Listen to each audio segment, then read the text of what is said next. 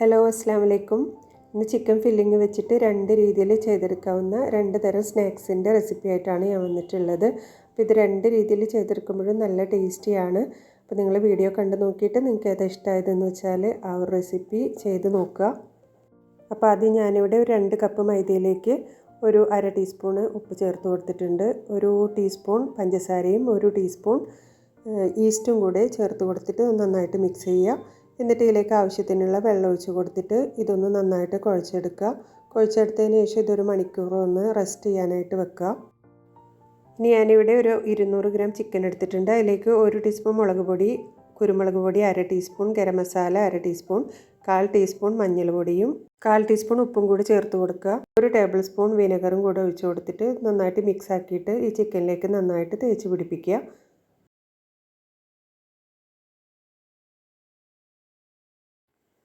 ഇനി ഒരു പാനിലേക്ക് സ്വല്പം ഓയിൽ ഒഴിച്ച് കൊടുത്തിട്ട് ഈ ചിക്കൻ ഒന്ന് ഫ്രൈ ആക്കി എടുക്കാം. അപ്പോൾ ഈ ചിക്കൻ ഞാൻ നന്നായിട്ട് തിന്നായിട്ടാണ് കട്ട് ചെയ്തിട്ട് എടുത്തിട്ടുള്ളത്. അപ്പോൾ ആ ബ്രസ്റ്റ് പീസിനെ നന്നായിട്ട് തിന്നായിട്ട് പരത്തിയിട്ട് കട്ട് ചെയ്താൽ മതി. അപ്പോൾ അത് വേഗത്തിൽ വെന്ത് കിട്ടും.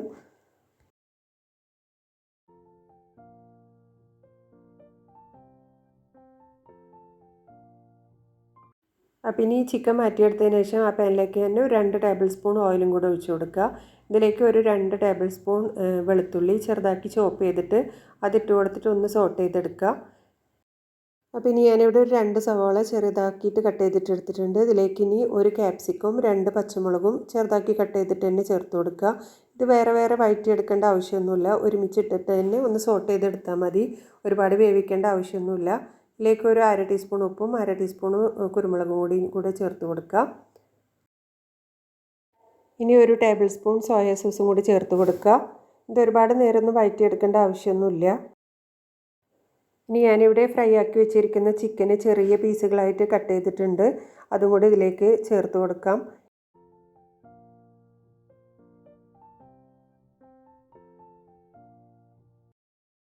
ഇനി ഞാനിവിടെ ഒരു 2 ടേബിൾ സ്പൂൺ മയോണൈസും കൂടെ ഇട്ട് കൊടുക്കുന്നുണ്ട്.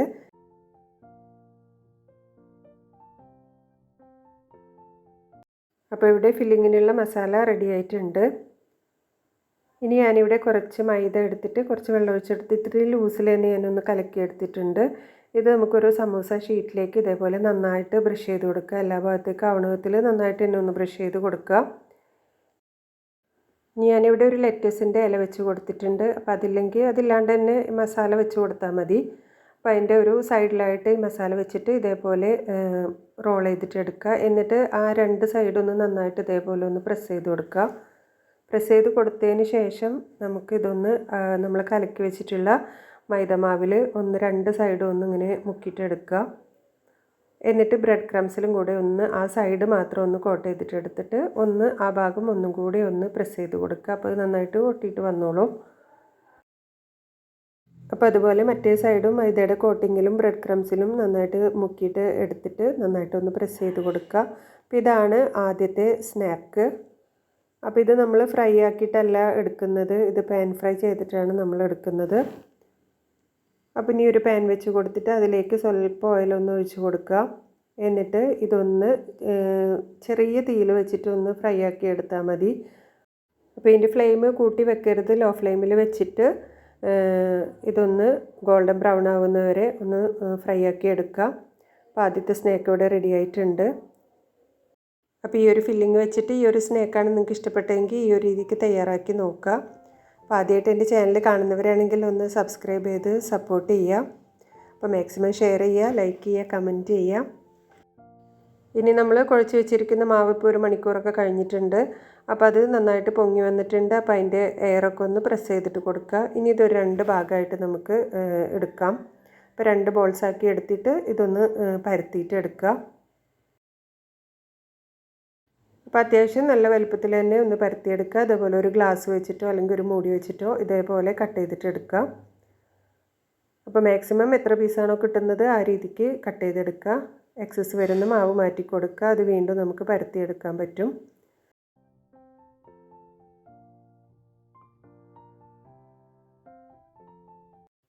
ഇനി നമുക്കിതൊന്ന് ഫ്രൈ ആക്കിയിട്ട് എടുക്കാം. അപ്പോൾ നന്നായി എണ്ണ ചൂടായി കഴിഞ്ഞതിന് ശേഷം ഇതൊന്ന് ഫ്രൈ ചെയ്തെടുക്കുക. അപ്പോൾ ഒരുപാട് നേരം ഒന്നിട്ട് ഫ്രൈ ആക്കി എടുക്കണ്ട.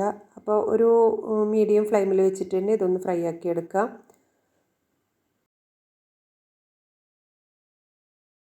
അപ്പോൾ ഇനി ഫില്ലിങ് നമ്മൾ ഇതിലേക്ക് വെച്ച് കൊടുക്കുകയാണ് ചെയ്യുന്നത്. അപ്പോൾ ഇത് രണ്ടായിട്ട് ഒന്ന് ഇതേപോലെ സ്പ്ലിറ്റ് ചെയ്തെടുക്കുക.